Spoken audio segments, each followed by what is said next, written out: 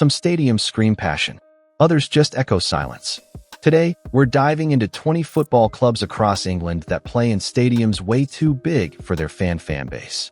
From massive old grounds stuck in League Two to modern arenas in League One, where 75% of the seats stay cold. This is a story of ambition, history, and sometimes pure overestimation. Let's go. 20. Ricoh Arena. This is a big, modern ground built for Premier League dreams. Opened in 2005, this stadium was meant to take Coventry City to the next level. It has hosted concerts, rugby, and international events. But there's one problem: empty seats. Coventry's average attendance often hovers around 19,000, well below capacity. The club's turbulent ownership, ground-sharing dramas, and League One spells haven't helped. 19. Riverside Stadium. Built in 1995, Riverside Stadium marked a new era for Borough. Premier League dreams, European nights, even UEFA Cup finals. But the glory days feel distant now. Today, Middlesbrough's average attendance floats around 22,000. That leaves over 12,000 seats empty. When results dip, it feels cavernous. It's simply oversized for a club bouncing between championship and mid-table mediocrity. 18. MKM Stadium. This stadium is sleek and modern. Built in 2002 for football and rugby, it's got curves, class, and great facilities. When Hull was in the Premier League, it made sense. But now, crowds average around 14,000. That's over 11,000 empty seats every week. It feels hollow. The Tigers' drop from the top flight hurt hard. Fans have fallen out of love. 17. Memorial Stadium. Bristol Rovers Memorial Stadium is small compared to others on this list, but even here, they struggle to fill it. With attendances around 8,500, it's often a third empty.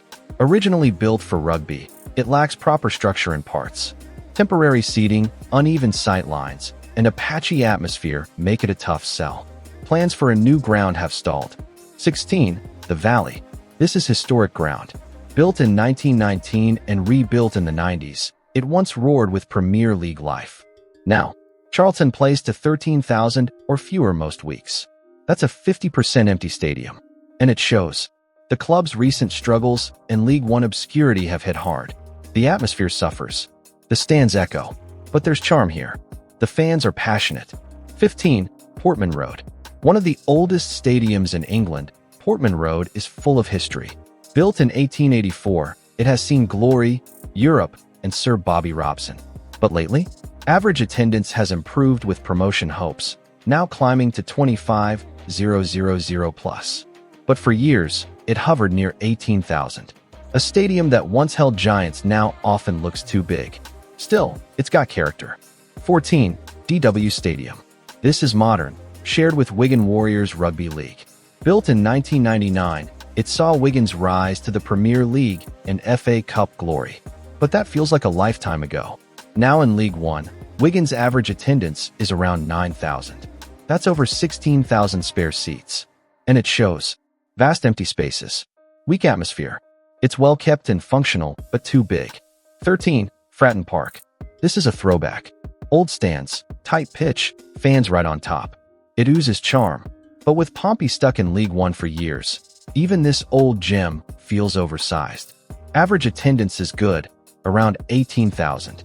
But gaps still show, especially midweek. It's a ground built for top-flight fights, not third-tier grinds. Still, when it rocks, it rocks. The problem? It doesn't always rock. 11. Meadow Lane. The world's oldest pro club plays in a stadium they rarely fill. Meadow Lane is solid, well-structured, and next door to Nottingham Forest. But with Notts County recently in the National League, attendances have dipped.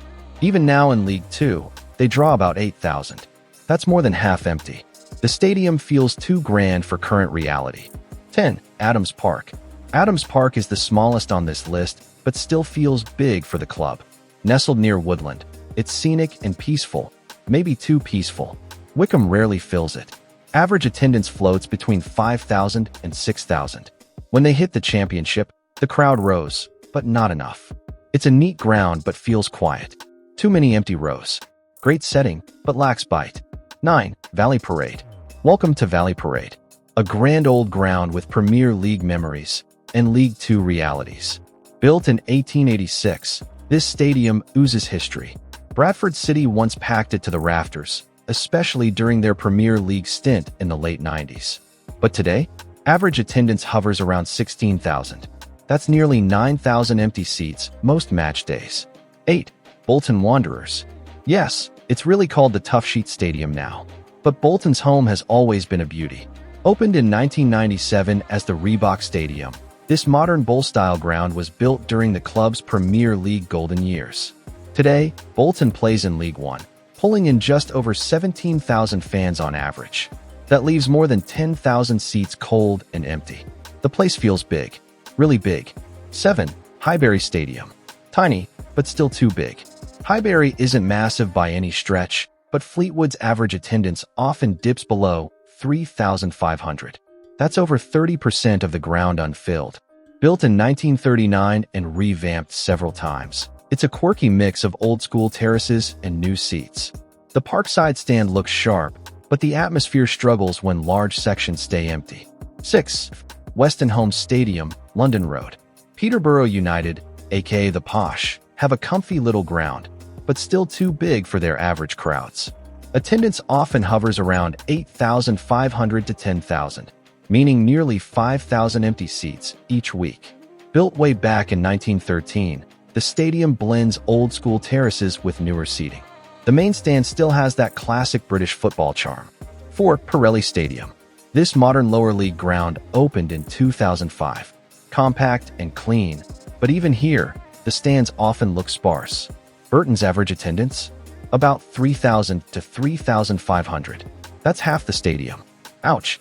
The Brewers' rise to the championship in 2016 was remarkable, but the fan base never quite caught up. There's a loyal core, but not enough to fill seats every week. 3. Mimms Priestfield Stadium. This one is awkward.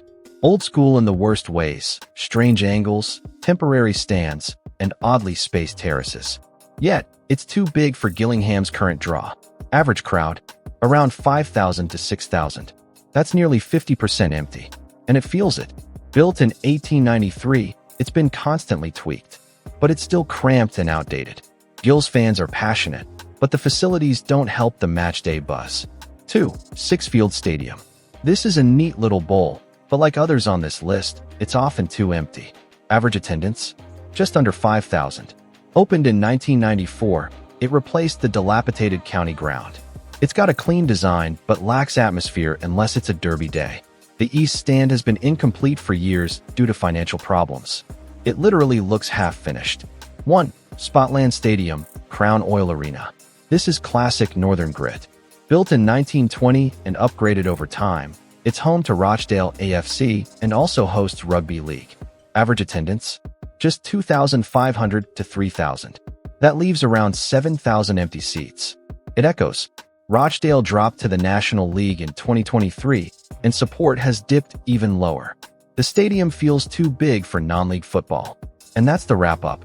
These clubs are battling on the pitch, and with the ghosts of their own empty seats.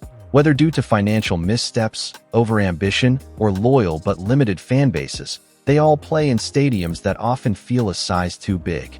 From Valley Parade's silent grandeur to Spotland's quiet terraces, the theme is clear. Big stadiums don't always mean big crowds.